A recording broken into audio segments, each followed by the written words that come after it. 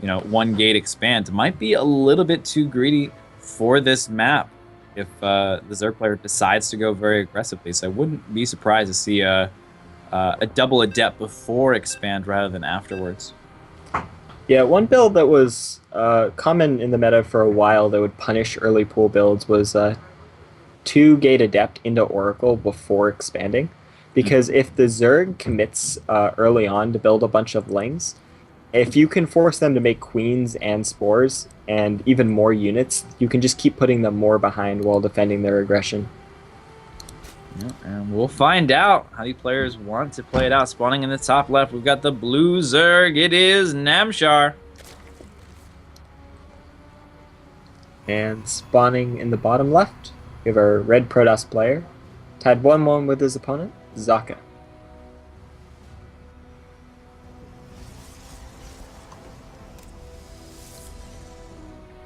Okay. Overlord now. Moving across the map, nothing aggressive yet from Namshar. Oh my god. JaKaTaK. What, oh my god.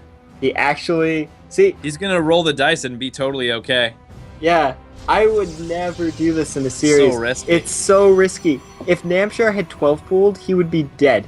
He would be totally dead. He would lose the natural, and Namshar would be able to expand behind it and be fine. Unfortunately for Namshar, he went hatch first. Yeah, going directly into that. Fortunately for Namshar, the Overlord scouting paths are a lot shorter, so he's going to be able to scout this Nexus very quickly and perhaps respond with a gasless third base. We will see Namshar already moving up in supply. He's actually holding on to his larva here. You see that? He had just intentionally banked up some larva, waiting until he scouted that Nexus to build them into drones. Yep, that's a clever little trick. Make sure you're not going to die to something silly. Yeah. Something that Leenock does really well, but especially in the mid to late game. He'll bank a lot of larva and wait for critical times in scouting to make his decision. Does go for that gasless third base in reaction. Very nice decision making there from Namshar to sort of even out the advantage. That's a forge, and that's a pylon. Wow, I didn't even notice that he built a forge before a cyber. I just looked at it and was like, yeah, it's probably a cyber. Probably. Yeah, probably a cyber. Maybe a gate. Definitely not a forge, right? Gonna come in over here. Nice position. He could put a pylon behind that. Yes, indeed he does. Not a lot of surface area for that photon cannon. This probe is actually going to be a little bit frustrating. Oh, he's going to lock in one of those Zerglings. This cannon will not go up. 2 lings is enough to deny a cannon. So JaKaTaK may have just invested a lot into something that's going to be shut down pretty easily, as there are plenty of lings here to defend. Oh man, just barely. Had he been able to get that third structure down so that only one Zergling could attack that cannon, might have been able to do it. This is really cute positioning here from JaKaTaK. I think Print F would be proud. And ultimately, though, will fail. So now the unit's lost. JaKaTaK just basically gave his opponent 500 resources, which is very nice of him, but I don't know if you want to be nice in a series in a position like this. Yeah, you know, it's you don't want to be the nice guy. You want to be the winner. You know, and if you're not first, you're last. This is the one of scenarios where that saying is actually true because there are only 2 people competing, and we'll have to see. Depth coming in, trying to get a good read on what's going on. Yep. So right now, Namshar overall though. JaKaTaK is getting +1 attack and a robo. So trying to make the best of the fact that he built this forge and the cannon rush did not succeed. But he definitely put himself in quite the deficit so far. Building a warp prism. Gonna try to do some damage. So far though, just 1 gate up. Starting that wall in with some more gates in the natural now. Getting that adept count up. But Namshar already ready with the Roach Warren. And he's been able to drone up so hard because of that failed cannon rush. But yeah, definitely. He's up to 48 drones to 38 probes. which is actually a pretty big contrast to the builds we saw in that last game, where both players were around 45 drones at about, or 45 workers at about the same time. This time, Namshar is entering the mid game with a sizable worker advantage.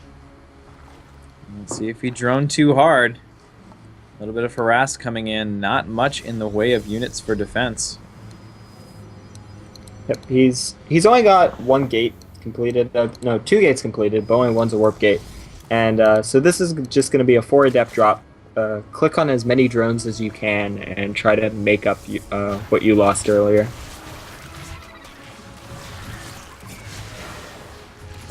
Shades are out. Suki decides to cancel him. Much more favorable position in the main than in the natural. Oh, but doesn't go for the cancel. Pretty big mistake there. Yeah, he didn't get the queen in the main either. He was like only 1 or 2 adept shots away.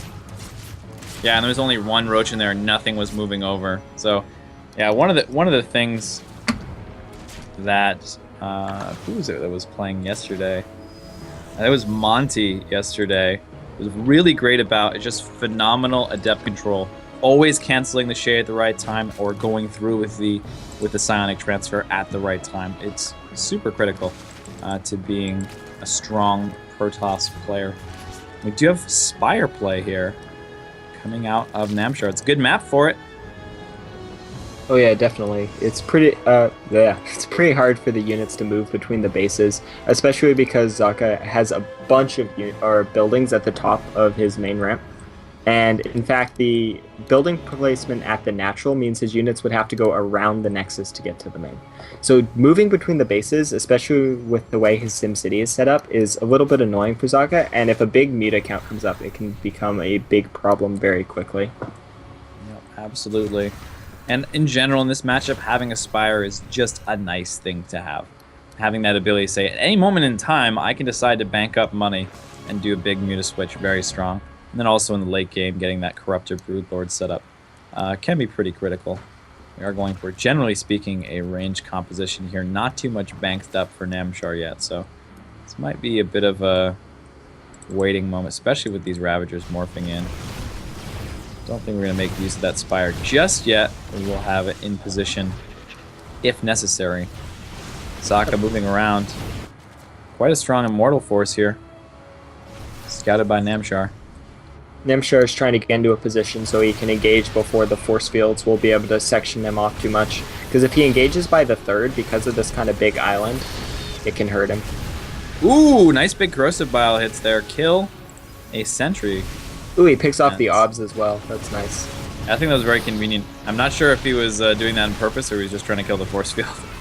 He has an Overseer there, so he should have been able to see it. Oh, nice. Here we are, moving in. Yeah, and like you said, as we get to this more choked up area, better for force fields. Also a little bit better for these corrosive biles, though. A little bit less room to dodge and move around.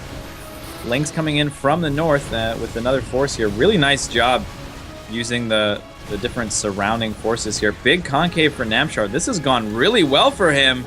He's beginning to overrun the Protoss forces. Corrosive biles go down right on top of this War Prism.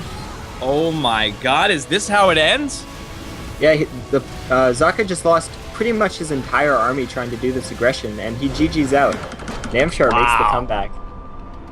What a story. Great job from Namshar. JaKaTaK absolutely demolishing him in the first series, but in the second series, Namshar just barely manages to squeak back in, and will be moving on to face Panda Bear Me in a ZVZ in the round of 8. Now, if I'm not saying this incorrectly, I'm sure Rival will, Jake will go ahead and correct me. It will be Thursday at 7 p.m. Eastern for the semifinals. We're going to have all semifinals in one day. It's going to be epic. Yeah, it should be really fun to watch. Lots of really popular fan favorite players in this bracket. Really exciting.